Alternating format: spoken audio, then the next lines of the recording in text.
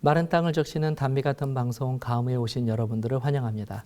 저는 알기 쉬운 성경교리 목사 차주영입니다. 자, 우리는 지난 강의에서 예수님께서 왜 요한에게 침례를 받으러 나오셨는지 그 이유를 설명하는 장면까지 살펴보았습니다. 다시 한번 예수님의 대답을 읽어보겠습니다. 마태복음 3장 15절입니다. 예수께서 대답하여 이르시되 이제 허락하라. 우리가 이와 같이 하여 모든 의를 이루는 것이 합당하니라 하시니 이에 요한이 허락하는지라. 시대의 소망에서는 예수님이 침례를 받으신 이유에 대해서 다음과 같이 설명하고 있습니다. 시대의 소망 111페이지입니다. 예수께서는 자신의 죄를 고백하는 의미로 침례를 받으신 것이 아니었다. 그는 죄인과 같이 되셔서 우리가 걸어야 할 걸음을 걸으시고 우리가 하여야 할 일을 행하신 것뿐이다. 침례를 받으신 후에 그의 고난과 오래 참으신 생애도 또한 우리에게 모본이 되었다. 선지자는 예수님의 침례가 갖는 의미를 우리의 모본이 되시기 위함이라고 설명하고 있습니다. 다시 말해 예수님께서는 침례 예식을 통하여 회개한 그리스도인들이 예수님의 제자가 되어 예수님과 같은 삶을 따라 살기를 원하셨다는 사실입니다. 이것은 다만 예수님만의 바람은 아니었습니다. 예수님께서 이렇게 침례의 모본을 보이실 때 성부와 성령 하나님께서도 특별한 증거를 보여주셨습니다. 마태복음 3장 16절 17절입니다. 예수께서 침례를 받으시고 곧 물에서 올라오실새 하늘이 열리고 하나님의 성령이 비둘기같이 내려 자기 위에 임하심을 보시더니 하늘로부터 소리가 있어 말씀하시되 이는 내 사랑하는 아들이요 내 기뻐하는 자라 하시니라. 하나님께서는 예수님의 침례 장면에서 우리의 영적 안목을 열어주셨습니다. 수없이 많은 침례가 이루어졌지만 그때까지 사람들은 침례 예식이 영적으로 어떤 실제적 의미가 있는지는 보지 못하였습니다. 그러나 예수님의 침례를 통하여 그것이 모든 사람들에게 공개되었습니다. 예수님의 침례를 받자 침례를 받고 물에서 올라오실 때 예수님에게로 성령 하나님께서 마치 비둘기처럼 내려오셨습니다. 그리고 이어서 바로 하늘에서 위대한 선포가 이어지는데 그것은 성부 하나님께서 침례를 마친 예수님을 향하여 이는 내 아들이라는 선포를 하여 주시는 음성이었습니다. 하나님께서 보여주신 장면은 실로 놀라운 장면이었습니다. 우리가 보지 못한 영적 세계 그 너머에서 죄인이 자신의 죄를 고백하고 회개하는 심령으로 하나님께 나아갔을 때 어떻게 실제적인 일들이 벌어지는지 예수님의 침례를 통하여 그 세계를 열어서 보여주신 것입니다. 바울은 이 놀라운 광경을 통하여 침례가 갖는 위대한 신학적 의미를 다음과 같이 확신 있게 선포합니다. 갈라디아서 3장 26절 27절입니다.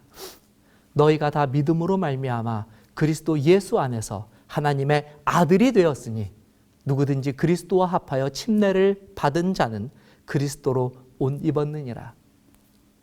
예수님께서 침례를 받으실 때 성부 하나님께로부터 하나님의 아들이라는 선포가 있었던 것처럼 우리도 회개하는 심령으로 예수님의 본을 따라 침례를 받을 때 하나님의 자녀가 되는 실제적 특권을 누릴 수 있게 된다는 사실입니다. 이상 우리가 살펴본 것처럼 침례는 결코 거칠애로 포장되어 있는 그저 그런 예식이 아니라 예수님께서 직접 본을 보여주실 만큼 영적으로 매우 가치가 있고 또 하늘로부터 주어지는 실제적 영적 선물을 받아 누릴 수 있는 매우 의미 있고 가치 있는 예식이라는 것입니다. 우리가 침례를 받아야 하는 이유는 이것 외에도 또 찾아볼 수 있습니다. 그 대표적인 구절이 우리가 자주 그리스도인들의 대사명이라고 일컫는 예수님의 마지막 당부의 말씀입니다. 마태복음 28장 18절에서 20절입니다.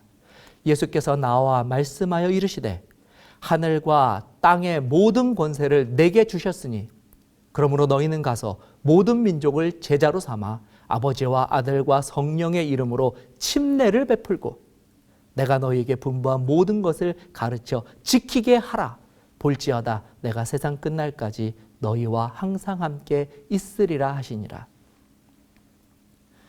예수님께서 지상에서 마지막으로 제자들에게 남기신 말씀은 땅끝까지 복음을 전파하라는 것이었습니다. 그리고 이 말씀 속에서는 보다 구체적인 복음 전도의 방식이 들어있는데 그것이 바로 모든 민족을 제자 삼아 그들에게 아버지와 아들과 성령의 이름으로 침례를 베풀라는 것입니다. 그러므로 그리스도인들이 침례를 베풀고 또 그리스도인이 되고자 하는 자들이 침례를 받는 것은 하나님께서 우리에게 허락하신 가장 고귀한 사명을 이루는 아주 구체적인 방법이 되는 것입니다. 따라서 침례를 꼭 받아야 하는가 같은 이야기는 성경적으로 볼 때 사실 논란의 여지가 없는 문제입니다. 그리스도인이라면 그리스도의 명령에 따라 침례를 주는 이 사역에 기쁘게 동참하여야 하며 또 침례를 받는 자들 또한 이것이 하나님의 명령이자 당신의 백성들에게 주신 귀한 특권임을 인식하고 기쁨으로 순종하면서 받아들여야 하는 것입니다. 자, 그렇다면 이제는 이 침례를 받을 필요가 있는가 없는가 보다 조금 더 이 논란이 되고 있는 문제를 다루어 보도록 하겠습니다. 두 번째로 우리가 다룰 문제는 이 침례인가 세례인가 하는 것입니다. 사실 오늘날 대부분의 기독교는 이 침례라는 단어 대신에 세례라는 용어를 쓰고 있습니다. 그리고 용어만 그렇게 쓰는 것이 아니라 실제로 침례와 세례는 그 예식의 방식 또한 엄연한 차이를 가지고 있습니다. 자, 그렇다면 이 침례와 세례의 차이는 무엇이고 또 무엇보다 어느 것이 보다 성서적인 이 단어일까요? 먼저 이 침례와 세례는 어떤 차이가 있는지 알아보겠습니다. 우리가 가장 흔히 알고 있는 이 세례는 한자로 이 씻을 세자와 그리고 예도 예자를 쓰고 있습니다. 언어적으로 볼 때 세례는 그래서 씻는 의미에 더 많은 강조점을 두고 있으며 실제로 예식도 물로 씻어내듯이 머리에 물을 붓거나 혹은 뿌리는 방식으로 이 예식을 치르고 있습니다. 다음으로 침례는 한자로 담글 침자를 쓰고 있습니다. 즉 침례에서 강조하는 것은 물속에 완전히 잠기는 것에 그 초점을 맞추고 있다는 사실입니다. 따라서 침례 예식은 머리에 물을 뿌리거나 붓는 방식이 아니라 완전히 사람이 물속에 들어갔다 나오는 방식으로 예식을 치르는 것이 그 특징입니다. 그렇다면 이 침례와 세례 중 어느 것이 더 성서적인 방식일까요? 자, 이 문제에 있어서도 우리는 생각보다 쉽게 성경에서 그 답을 찾을 수 있습니다. 먼저 요한복음 3장 23절의 말씀을 보겠습니다. 요한도 살렘 가까운 에논에서 침례를 베푸니 거기 물이 많음이라. 그러므로 사람들이 와서 침례를 받더라. 이 구절은 요한이 사람들에게 침례를 베푸는 구절입니다. 그런데 이 구절에서 요한이 침례를 베풀기 위하여 물이 많은 곳을 찾았다는 사실을 확인할 수 있습니다. 만일 오늘날 사람들이 받는 것처럼 간단하게 물을 뿌리거나 붓는 방식이라면 굳이 이렇게 물이 많은 곳을 찾을 필요는 없었을 것입니다.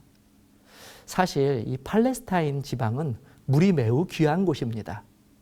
그래서 우리가 아는 이 세례의 방식으로 예식을 행하였다면 아마도 이 침례 요한이 이 침례를 베풀 때 매우 편리하였을 것입니다. 한 그릇 정도의 물만 있어도 이 예식을 어디에서든지 베풀 수 있었고 그래서 물이 많은 곳을 굳이 찾을 수고를 하지 않아도 되었기 때문입니다. 그렇다면 왜 요한은 굳이 이렇게 찾기도 어려운 많은 물이 있는 곳을 찾아야 했을까요? 그렇다면 이 실제적인 예식이 어떻게 행하여졌는지 다른 성경절을 통하여 한번 살펴보겠습니다. 마가복음 1장 9절에서 10절입니다. 그때 예수께서 갈릴리 나사렛으로부터 와서 요단강에서 요한에게 침례를 받으시고 곧 물에서 올라오실새 하늘이 갈라짐과 성령이 비둘기같이 자기에게 내려오심을 보시더시. 이것은 예수님이 요한에게 이 예식을 받으시는 장면입니다. 여기서 특히 우리가 눈여겨보아야 할 점은 역시 예수님도 물이 많은 곳, 곧 요단강에서 이 예식을 받으셨다는 것입니다. 그리고 더 눈여겨보아야 할 것은 예수님이 이 예식을 마치고 하신 행동입니다. 10절에 이 예식을 마치신 예수님이 물에서 올라오셨다라고 말하고 있습니다. 이 새 번역 성경은 이 장면을 조금 더 구체적으로 물속에서 막 올라오셨다라고 번역하였고, 쉬운 성경은 예수님께서 물에서 나오셨다라고 또 번역하고 있습니다. 그러므로 예수님께서 받으신 예식은 물을 뿌리거나 묻히는 방식의 세례가 아니라 완전히 물속에 잠겼다가 그리고 물속에서 나오는 방식인 침례를 받으신 것입니다. 여기서 우리가 한 가지 더 알아야 하는 것은 현재 우리가 보고 있는 성경에 기록된 이 세례라는 단어 또한 신약 성경이 기록된 원어인 헬라어로 이 밥티조라고 하는 단어를 쓰고 있습니다. 이 헬라어 밥티조는 물의 잠금이라고 하는 원어적 뜻을 가지고 있습니다. 영어 성경 역시 헬라어 이 밥티조에서 파생된 같은 단어인 베프티즘이라고 하는 단어를 사용하고 있다는 사실입니다. 둘 다 이 원어의 뜻 그대로 물속의 잠김이라는 의미를 가지고 있습니다. 자, 문제는 이 단어가 이 한국어 성경으로 번역될 때 물속에 완전히 잠겨지는 침례를 뜻하는 이 베프티즘, 베프티스트, 베프티즈 같은 단어들이 모두 세례로 번역되었다는 사실입니다. 이는 한국에서 이 물속에 잠그는 예식이 아닌 물을 붓거나 뿌리는 이 세례 예식을 채택한 교회의 교세가 압도적인 관계로 성경 번역을 그와 같이 일관적으로 한 결과입니다. 다행히 여러분들이 요즘 시중에서 구입하실 수 있는 성경에서는 이 부분에 대한 어느 정도 시정이 이루어져서 이 세례라고 기록되어 있는 이 단어 밑에 혹은 침례라고 하는 두 가지 번역을 이 별도로 표기하고 있는 것을 아마 여러분들 성경에서도 확인하실 수 있을 겁니다. 자, 그럼 다시 우리가 고민하는 문제로 넘어와서 이 침례와 세례 중 어떤 것이 성경적인 방식이냐에 대한 대답은 역시 논란의 여지 없이 분명하게 확인할 수 있음을 살펴보았습니다. 예수님이 본을 통하여 우리에게 주신 예식은 물속에 완전히 잠기는 침례가 확실한 것입니다. 우리가 성경을 이처럼 성경적으로 이해하는 것이 중요한 이유가 또 있습니다. 성경에 사용된 여러 단어들이나 문장들은 이 많은 경우 그 의미가 다른 영적 진리들과 연합하여 더 깊은 진리 가운데로 우리들을 인도하기 때문입니다. 자, 그렇다면 한번 침례에 대한 이와 같이 바른 성경적 이해를 생각하면서 로마서 6장 3절에서 4절의 말씀을 읽어보도록 하겠습니다. 무릇 그리스도 예수와 합하여 침례를 받은 우리는 그의 죽으심과 합하여 침례를 받은 줄을 알지 못하느냐. 그러므로 우리가 그의 죽으심과 합하여 침례를 받음으로 그와 함께 장사되었나니 이는 아버지의 영광으로 말미암아 그리스도를 죽은 자 가운데서 살리심과 같이 우리로 또한 새 생명 가운데서 행하게 하려 함이라. 바울은 침례가 가지고 있는 이 심오한 영적 의미를 특별한 단어들을 사용하면서 설명하고 있습니다. 그것들은 첫 번째로 예수와 합하여 그리고 죽으심, 살리심, 새 생명이라고 하는 단어들입니다. 분명한 사실은 이 단어들은 진짜 침례 예식인 완전히 물에 잠기는 예식이 아니고서는 도저히 그 깊은 의미를 다 파악하기 어렵다는 것입니다. 우선 침례가 예수님과 합하는 일이라는 것은 이미 우리가 살펴본 대로 예수님께서 직접 침례를 받으심으로 그분의 본을 우리에게 따르게 하신 것을 의미합니다. 물론 여기에서는 이 회개와 믿음이라고 하는 두 요소가 절대적으로 필요합니다. 이렇게 예수님의 본을 따라 침례를 받게 되면 먼저 경험하게 되는 것이 죽음입니다. 이것이 왜 죽음이냐면 이 침례 예식이야말로 완전히 물속에 잠기게 되기 때문입니다. 여러분, 이 사람이 살아있다는 증거가 무엇입니까? 바로 호흡입니다. 시편 146편 4절에서는 호흡이 끊어지면 사람이 흙으로 돌아가서 소멸하게 된다고 기록하고 있습니다. 따라서 호흡이 멈추는 것은 곧 죽음을 의미합니다. 죄로 인하여 죽을 수밖에 없는 우리들은 너무나도 허무한 존재들입니다. 이미 우리들은 죄를 지은 존재들이기 때문에 우리들의 하나뿐인 생명을 죄의 대가로 이미 치러버렸습니다. 그런데 우리가 예수님을 믿을 때 우리에게 한 가지 귀한 놀라운 특권이 생기게 되는데, 그것이 무엇이냐면 예수님과 함께 죽음을 당할 수 있다는 것입니다. 이 예수님과 함께 죽음을 당하는 의미가 바로 침례입니다. 물속에 들어간다는 것은 잠시 동안 우리의 호흡이 정지되는 상태를 말하는 것입니다. 다시 말하면 죽음을 의미하는 것입니다. 그러므로 이 죽음은 일반적인 죽음과는 완전히 다른 죽음입니다. 왜냐하면 이 죽음이 가지고 있는 진정한 능력은 죽음 이후에 있기 때문입니다. 바울은 이렇게 선포합니다. 그러므로 우리가 그의 죽으심과 합하여 침례를 받음으로 그와 함께 장사되었나니 이는 아버지의 영광으로 말미암아 그리스도를 죽은 자 가운데서 살리신과 같이 우리로 또한 새 생명 가운데서 행하게 하려 함이라. 다시 말해 물속에 완전히 잠기는 것은 죄로 인하여 죽을 수밖에 없는 우리의 처지를 의미하지만, 우리가 나 홀로 죽음을 당한 것이 아니라 예수님과 함께 장사를 당하였기 때문에 이 죽음은 부활이 약속된 죽음이 된다는 것입니다. 그리고 예수님께서 물속에서 정확하게 말하면 3일 만에 무덤에서 죽음을 이기시고 나오신 것처럼, 누구든지 예수님을 그리스도로 믿는 자들은 이 침례의 예식이 보여주는 것처럼 반드시 새로운 호흡을 하며 새 생명 가운데 부활하게 되는 그와 같은 소망과 경험을 할 수 있게 될 것이기 때문입니다. 골로새서 2장 12절입니다.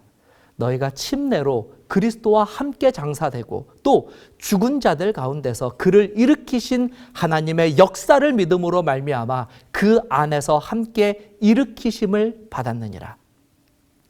이것이 바로 우리가 침례를 성서적으로 이해해야 하는 이유이고, 또 성경적으로 바르게 침례를 이해할 때 우리가 지금보다 더 풍성하고 견고한 말씀 위에 우리의 소망을 두고 이 신앙의 길을 끝까지 걸어갈 수 있는 능력을 부여받게 되는 이유입니다.